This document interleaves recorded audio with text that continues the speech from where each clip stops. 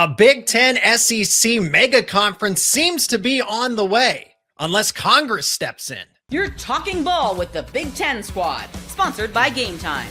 From USC to Ohio State, from Michigan to Oregon, from Nebraska to Washington, it's the local experts of the Locked On Podcast Network bringing you scoops, breakdowns, and the most comprehensive preview of the upcoming Big Ten weekend. No hurt feelings and thin skin allowed. Squad up, you're part of the Big Ten Squad. Yes, it is another Big Ten Squad to talk all things college football, college sports, and Big Ten news. I'm Zach Sako, the host of this week's Big Ten Squad, and I am joined by Isaiah Hull of Locked On Wolverines, Roman Tomashoff of Locked On Huskies, Spencer McLaughlin of Locked On Ducks and Locked On College Football, and Zach Anderson-Yoxheimer of Locked On UCLA will be joined by Craig Sheeman of Locked On Big Ten momentarily. So plenty to cover. Is the college football era needs some direction, right? The ugliness of it. We all got different takes on what needs fixed. And speaking of Craig Sheeman, Craig now joins us on the show. Is Congress actually going to step in? They agreed to a bipartisan bill. And is this going to stop the super ultra mega conference that is supposed to be coming soon? There's this is the first that I've heard of this Project Rudy that is supposed to, and it's going to be the 70 school private capital expanded playoff. So everything that we've basically been discussing, but now only for a select group of schools. If you happen to make the cut, I think all of our schools are safe. Isaiah, is this what we need for college football? Because we'll get to Congress in just a moment. Super mega conference. Big fan or no? For once, I'm actually going to agree that this is actually what's going to save college football. So hear me out. Here's how this could work. It's genius.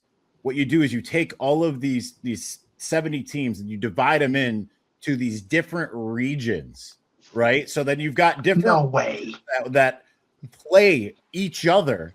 And then can we call them like conferences? You know what? That's a great name. No, I think it could catch on. So I mean, and then you only have so many games against them. So you play other games against other teams that aren't within your little conference.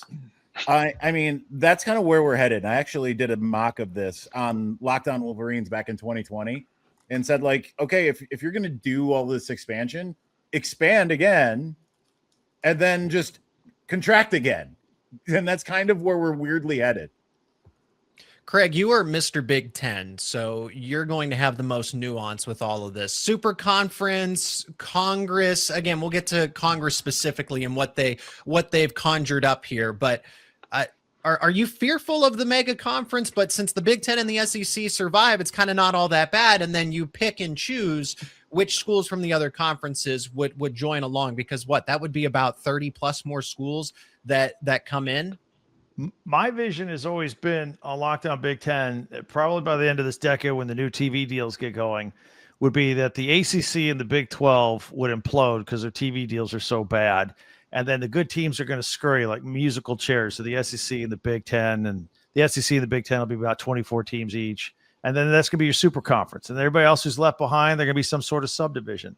Now, whether it happens that way or whether it happens with Congress, with all the stuff that's coming through right now that you were talking about, one way or the other, we are going to get to a super conference. Now, whether that involves all schools or just football, that could be debated as well. Anything that Congress does, every element of it, whether it's the 5 and 5 or whether it's the size of these conferences, whatever, every element will be sued. Somebody's going to get a lawyer somewhere and say, let's sue this and tackle it. So whatever's decided, and then it's going to go through the Supreme Court and all that kind of stuff. And then we'll have our final rules after the court has its say. But, just because Congress passes something, I don't think that's going to happen automatically. We got to go through the process, make it law, then the Supreme Court, and then we'll pick and choose whatever is the law of the land at that point. But in football in the 2030s, regardless, it's going to look a lot different than it does in the 2020s. Yep. And there will be some sort of super conference, one way or the other. Point of order, Mr. Chairman. Point of order. May I? Go for it. Can I just point out that Craig's desire to kill the Big 12 and the ACC, to scrap them for parts and like he's Rey in a particularly poor Star Wars movie, I would just like to point out that makes Craig evil, greedy capitalistic warmonger, and he should be labeled as such. Well, He's I'm worse just gonna, than response. I'm Greg just Sankey. it'll condense everything, and we'll just have Locked On Super Conference, which I guess I'll be the host of. I'm not sure. Whoa. First of all, if there is a Locked On Super Conference show, I'm so hosting it. Come on, we morphed my channel once before. We can morph it again. There'd still be college football. Craig's show would be taken away from him in theory, or it would be, you would have to, I think, Craig, you would have to co-host with Chris Gordy from Locked On SEC, and it would be Or wait, hold on. Or Wait, but we let them have tryouts like the Joker. I'm Wait, just saying. I like Spencer's idea here, but is there one Yeah. super conference or two here? Because Craig could just be Locked On Big 24 at that point in time. If his view comes to fruition, like, who's to say that's maybe not what we're it'll going catch here? on. Well, when I say super conference, I mean like a Big Ten, SEC, kind of a AFC, NFC, NFL partnership. That's how I envision it. That's what I was thinking. Zach Anderson Yoxheimer, were you thinking anything different? Especially with it's 70 teams. Again, this is kind of the layout here. Is the super conference would have 70 teams, private equity, the expanded playoff. Do you have concern that UCLA wouldn't make the cut? I wouldn't think. I'm not worried for Penn State, Michigan, any Indiana, I guess, on Craig's behalf, since that's who he'd be representing here. I don't know. I think Washington could get left behind. We need to have that conversation. I was waiting for non-neutral arbiter of college football to jump in on that one today. What do you mean non? Just because I'm not in the top left makes He's me not stripped of the title? host this week, so he can throw whatever stones he wants to. What are you talking about? I love the state of Washington. Look, I have a Mariners shirt on today. That's true. It's like the most porous team in the Washington. state of Washington.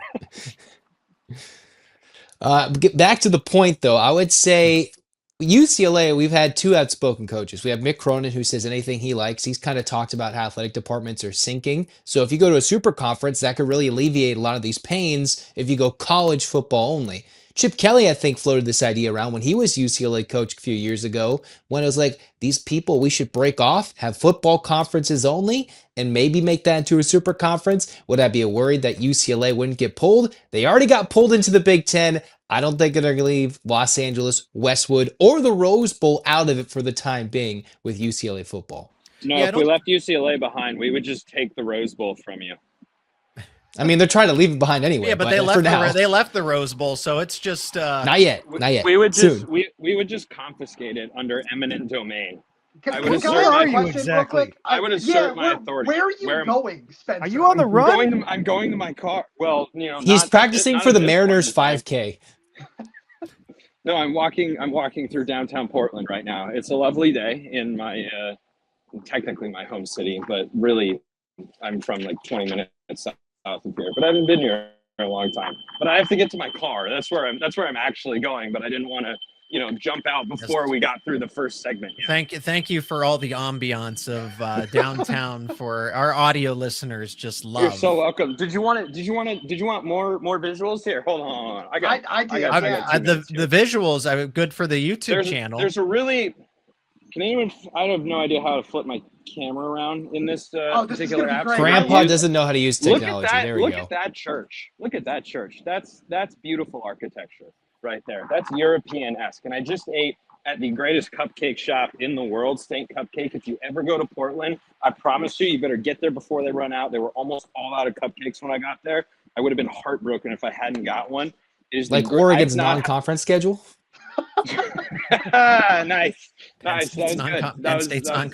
That was well played. Yes, but like Washington's football program, I'm now descending underground, and I won't be able to connect with anybody. Wow, that was just an incredible one there from Spencer. Hey, I wish we were shocked. I worked it in seamlessly. Roman, I'm going to let you lead it off because as we talk about Congress, the new bipartisan proposal that they have agreed upon, nothing passed, but they've agreed upon something. You get the first take on relegation because Zach said, well, UCLA is safe and Washington came over and Oregon. We shouldn't be worried about relegation, but what about Northwestern and Purdue and Rutgers? Roman gets the first take on that when we come back here on this Locked On Big Ten Squad. And today's episode is brought to you by Indeed. Workplace chaos, deadlines stacking up, your inbox is overflowing, and the one position that you have to fill is still sitting open. When the pressure's on and you need the right hire, this is a job for Sponsored Jobs. Indeed, Sponsored Jobs helps you reach the people who actually fit what you are looking for, whether that is skills. Hey, maybe it's experience, location, like Spencer when he's on the go. So you're not just hoping the right candidate stumbles across your post. Now, here's the stat that says it all. In the minute I've been talking to you, companies like yours made 27 hires on Indeed, according to Indeed data worldwide. So if you are hiring, spend less time searching and more time interviewing candidates who check all your boxes with Indeed Sponsored Jobs. And listeners of this show will get a $75 sponsored job credit to help get your job the premium status it deserves. And Indeed.com/podcast. Just go to Indeed.com/podcast right now and support our show by saying you heard about Indeed on this podcast. Indeed.com/podcast. Terms and conditions apply. Do you need to hire? This is a job for Indeed Sponsored Jobs. All right, welcome back into our Big Ten squad show. Isaiah Hull, Roman Tomashoff, Craig Sheeman, and Zach Anderson-Yoxsimer have all made it on to the next round here. No, Spencer willingly left us. Roman, I said you got he got relegated. Yes, he got relegated. Is anybody from the current state of the Big Ten going to get relegated? And we're going to talk about Congress in this segment before just why the sport and why there needs to be some sort of overhaul and structure with the ugliness of the new era of college football. So, Roman, should Rutgers, Northwestern, Purdue, I guess Vanderbilt, right? And this goes back to what Iowa State's athletic director said about how those conferences don't really respect you, and the Big 12 or, whatever, you should leave that. No, they are not going to leave just because simply, well, you might get a little more respect. I don't even know what that means. I think an $80 million paycheck is pretty nice to Rutgers right about now. Roman, who stays? Does somebody get kicked out, or does everybody just kind of go along? I feel like if you're in at this point, then you're not going to get relegated. I feel like there should be some sort of Premier League style system of relegation. I feel like that'd be a lot of fun. It's not feasible in any way, shape, or form. Let's be real about that. But I think if you're Purdue and you're going 1-11, 2-10 every year, why would it not be fun to since Craig just wants to just destroy college football as a whole in the Big 12 and the ACC, why not just take the Big 12 champ and be like, all right, Purdue, you got to go down to the ACC for a couple of years. You got to figure it out over there, or the Big 12, whatever. You go have some fun, and we're bringing up, I don't know, Utah, somebody like that, somebody who's consistently winning at that level. I feel like that would be a fun way to go about things. Again, it's not realistic. The TV partnerships and the way that all the money is handed out would never go for it in any way, shape, or form. But I feel like that's something that in some perfect world would work. Isaiah, I agree with Roman that I don't think anyone is going to get right. If Rutgers and Northwestern Purdue are in the Big Ten, Vanderbilt is in the SEC, they're not going to get pushed out. And I guess Purdue has men's basketball, right? So there's that component, because it's not just about football. Men's basketball does get a say in the super mega conference. But should there be relegation, like Roman said? Listen, number one, if we're just going to keep on throwing out the R word, Rutgers, I think we need to at least put that this is not suitable for work. We shouldn't be, people need to understand that Rutgers is a serious thing that we all struggle to come to terms with. I love the idea of relegation. I mean, if you're going to just continue to mangle this thing we love, because here's the thing, if we're talking also about Congress is going to try to come and save it. This thing didn't really need saving in the first place. It's all the meddling that's happened. That's suddenly okay, no, we got to fix we need to fix all the issues that don't exist or didn't exist 5 years ago that now are just prevalent.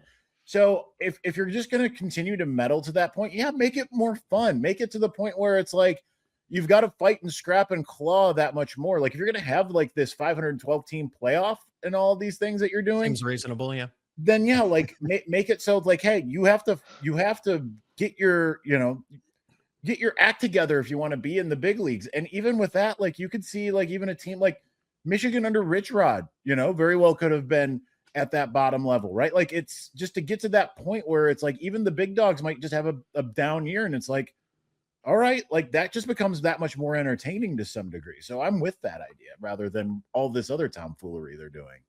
So it wouldn't be, yeah, it would be a chance to prove yourself and not permanent. Just let's kick you out. Congress again wants to save college athletics. Maybe they don't, but for the first time, I feel like we actually have something tangible because there was a bipartisan bill agreed upon, Protect the College Sports Act, which would address NIL regulation, transfer portal, mid-season coaching exits, antitrust protections, and then there's health insurance, scholarship, preemption of state NIL laws. Craig, I'm going to throw it to you. The Lane Kiffin rule is what part of this is being dubbed, right, with the mid-season coaching exits and everything else.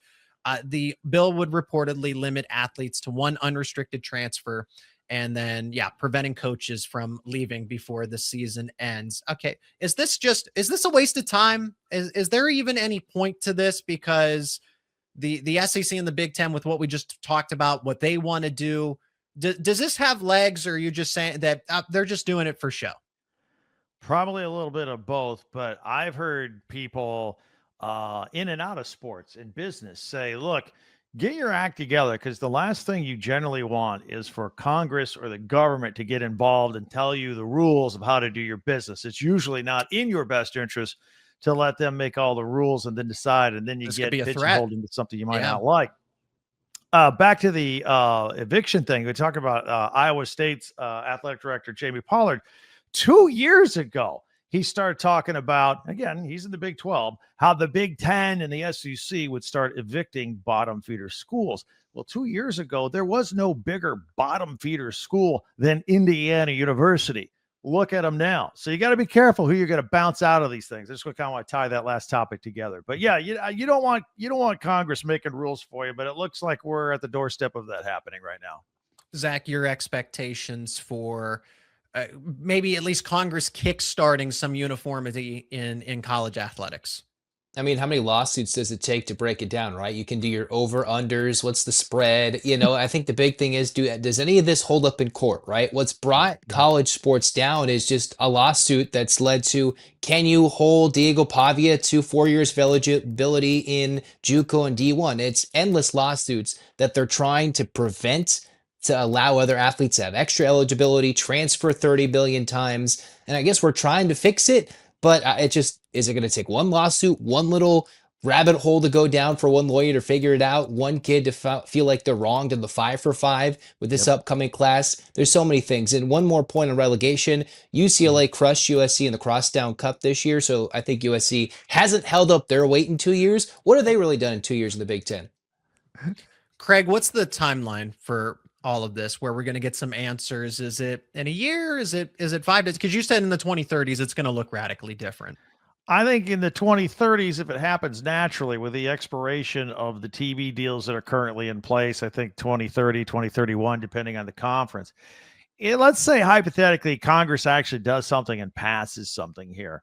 Okay, so then the law comes out. Then what Zach had just said about the lawsuits are coming. They'll come. There'll be a lawyer who wants to make a name for himself on every one of these issues. There'll be a lawsuit on the 5 for 5. There'll be a lawsuit on coaches leaving. There'll be it'll all go through the courts. Now that'll take forever. So maybe we're still at 2030 before we figure out what college football looks like one way or the other. Because as we know, the legal system and the judicial system are very quick and speedy when it comes to these matters. So yeah, I'm not expecting anything, because like we all agree on, the lawsuits, they're going to be out in abundance, but that's also going to slow everything that is agreed upon. So if they actually do, Congress passes something, the NCAA sets new rules, the Big Ten, SEC, it doesn't matter.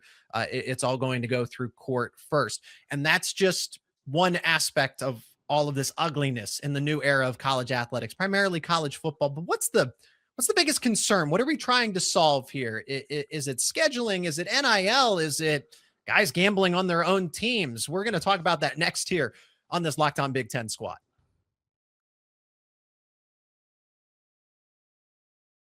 All right, and we wrap things up. Isaiah, Roman, Craig, and Zach are all still here alongside myself, the host of this squad, Zach, as well. We we see the Brendan Sorsby news come out, Texas Tech quarterback who has been deemed ineligible, and the NCAA is going to stand by that for previously gambling on his own team when he was quarterback in Indiana. And there's a lot of other things that he was doing with sports gambling. He did check himself into rehabilitation, but that's not going to satisfy the NCAA here. So it seems like they are going to stand pat in all of this. But what are we trying to fix? What's the most pressing issue? Craig, I think it's appropriate that you start first. What do you want to see changed? If you could pick one thing, is that the NIL slush funds, player conduct, transfer portal, one thing that you could fix, no matter the circumstances, it's just changed for better or for worse? Well, regarding the Sorsby thing, I think that's the one power the NCAA still really has, is determining eligibility, or at least they think they have. And they used to run a pretty decent basketball tournament till they let 76 teams in. We'll see how that plummets. But I think the first priority is a rather simple thing, and that's the actual sports calendar. Now, we've helped that a little bit by only having one transfer portal period in football. You know, last year we had one in the spring as well as in January. We got to get that dialed in. Maybe that dovetails as to when coaches can leave or can't leave. Obviously, we got to figure out when the playoffs are going to begin, if they're going to be every week from the first weekend of December into maybe being done by the first weekend of January. What a novel concept that would be. But I think, and again, these are things that can be self-police, that you don't necessarily need Congress getting involved in. Get your own sports calendar together for football. Get that fixed first, and then we can start working on some of the other things and decide whether there should be salary caps for, revenue share or whatever the case may be. Yeah, and I think that's a given too, because that's the core aspect of the sport. All these things that we have brand new, the transfer portal and NIL, are all in the past 5 years or so, give or take. A sports calendar, this shouldn't be that big of an issue. Roman, where are you looking? The transfer, what do you think of the one-time transfer, right? If Congress were to pass that in their agenda, is it, having the teams? Because I think of, okay, a prospect's getting ready to commit to Cal, and a certain show host representative's no longer here, but then another school that's related to that show host comes in the final hour and offers the NIL bag. Oh, that's never happened before. What are you talking about? I mean, I wouldn't be able to relate to that with a Brandon Finney when it came to Penn State. But Roman, what would you change in a flip of switch? Zach, it's the NIL, because the revenue share, the fact that every school has a certain amount to spend on its players is great, but there needs to be some kind of salary cap here. It's just getting a little ridiculous when we look at just what some of these top schools, and I'm not saying it's bad that these schools have this money, right? If you have the donors, all that's great. That's cool. But it's one of these things where we're about to see a massive lockout in the MLB because of all of this and the way it just kind of skews the competitive balance of the sport. So I would have to go with that specifically, because when we look at, what Texas Tech is able to do and just go shell out, it's going to cost $55 million to build our roster this year. Okay, cool. Yeah, we're just going to go do that. And I think that's one of those things where there needs to be some kind of much harder just ceiling. So much harder cap, whatever it is that you want to say on NIL as a whole, because it is a little insane. We can go out there and it makes the flips, all of that angle of recruiting, that's never going to go away. We're still going to see those things, but now all of a sudden, hey, you want to go pay that big bag to flip that top quarterback or top defensive lineman, whoever it might be. All right, all of a sudden you're going to have to go budget at another position. You're going to have to really figure that out, which is, I think it's a lot more fun, and it adds a whole lot more pressure to some of these coaching staffs as well, where, we're going to see extra job security if there's a 2014 playoff. Why not balance that out by saying, all right, it's going to be a whole lot harder to build a roster now, no matter what kind of donors you have.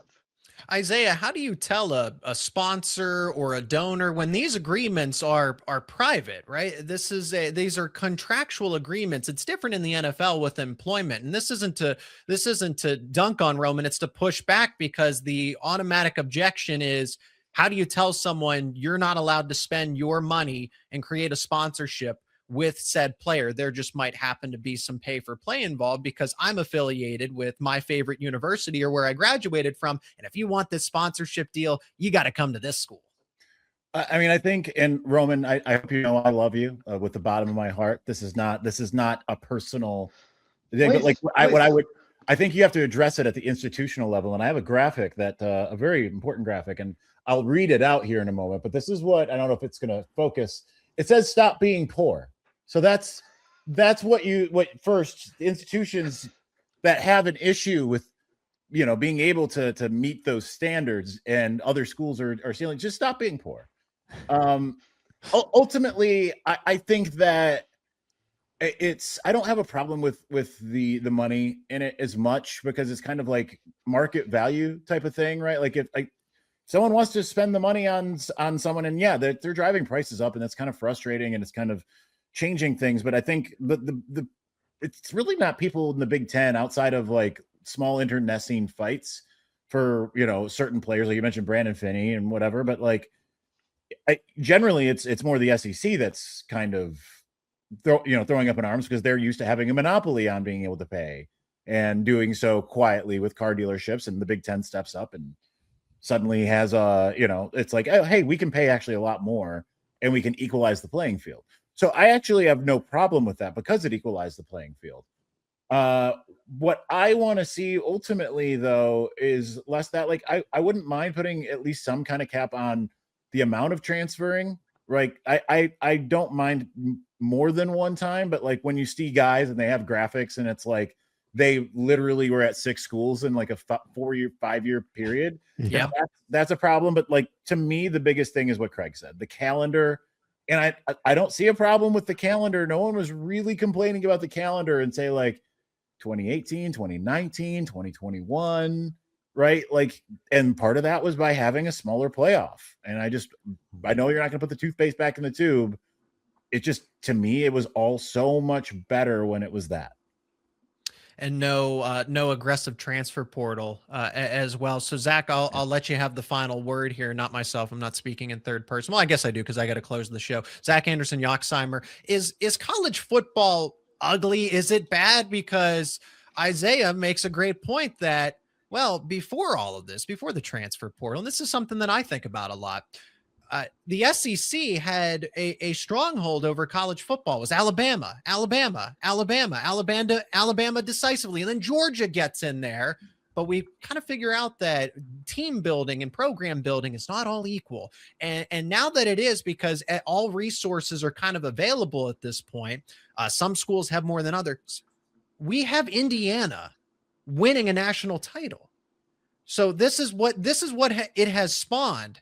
So is all of this worth it in your mind? Because now we actually do have somewhat of a competitive balance, where Indiana at the bottom of the Big Ten in a super Big Ten conference, as it is the Big Ten expansion, went undefeated. I forget which coach said that was never going to happen again. You will never see an undefeated team. You saw an undefeated Indiana team win a national title. So is college football really that ugly? I mean, maybe not to the point of Bryce Harper with the toothpaste out of the tube into his mouth. Oh, you don't do that? Toothpaste into. That's not how I you don't. do. I tried that. That's awkward. Just kind of how college football and college sports is right now. Like, it's like, does it get the job done? I guess, but obviously it's not as awkward as that video Bryce Harper did. And, expansion, interesting, not needed, but we're doing it anyway. Competitive equity. That's fun. Obviously, seeing Indiana compete. If UCLA steps things up, obviously they can sort of compete in different sports. But the problem is, for me, I think it's the transfer portal. I'm tired of seeing a kid at 5 separate schools trying to get 5 separate bags. You're not going to set your 5.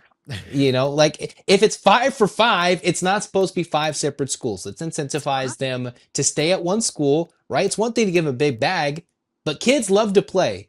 Players love to play. So then let them go find a place to play. And if they graduate, give them a second transfer. That seems like a pretty safe thing. And that also incentivizes academics. If you graduate in 3 years, go get your second transfer earlier in your 5 years.